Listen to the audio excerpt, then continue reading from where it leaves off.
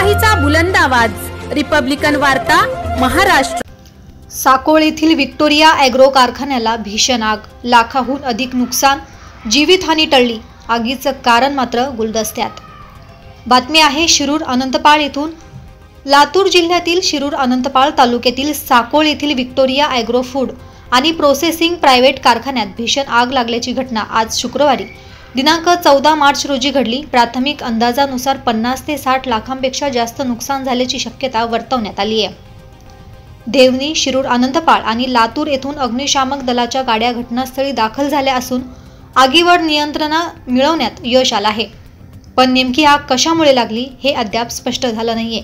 लातूर जिल्ह्यातील शिरूर अनंतपाळ तालुक्यातील साकोळ येथील व्हिक्टोरिया ॲग्रो फूड आणि प्रोसेसिंग प्रायव्हेट कारखान्यात सकाळी अंदाजे 10 ते 11च्या दरम्यान अचानक आग लागल्याची घटना घडली।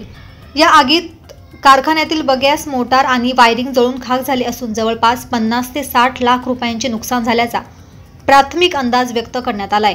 दरम्यान लातूर, शिरूर अनंतपाळ आणि देवणी येथील अग्निशामक दलाच्या गाड्याच्या मदतीने वेळीच आग आटोक्यात आणण्यात आली आहे। या घटनेत कुठलीही जीवितहानी झालेली नाही, तरी कारखान्यात काम करणाऱ्या कर्मचाऱ्यांना सुरक्षेच्या दृष्टीने सेफ्टी किट देण्यात येतात।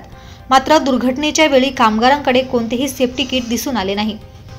व्हिक्टोरिया ॲग्रो फूड आणि प्रोसेसिंग प्रायव्हेट लिमिटेड कारखान्यात धान्यापासून अल्कोहोल तयार करण्यात येते। अचानक लागलेल्या आगीत लाखो रुपयांचे साहित्य जळून खाक झाले आहे। मात्र ही आग कोणत्या कारणामुळे लागली, हा अपघात आहे की घातपात, हे स्पष्ट झालेलं नाहीये। शिरूर अनंतपाळ येथील पोलिसांचे पथक घटनास्थळी दाखल झाले आहे।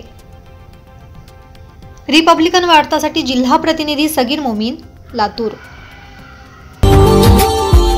Subscribe now and press the bell icon. Never miss an update.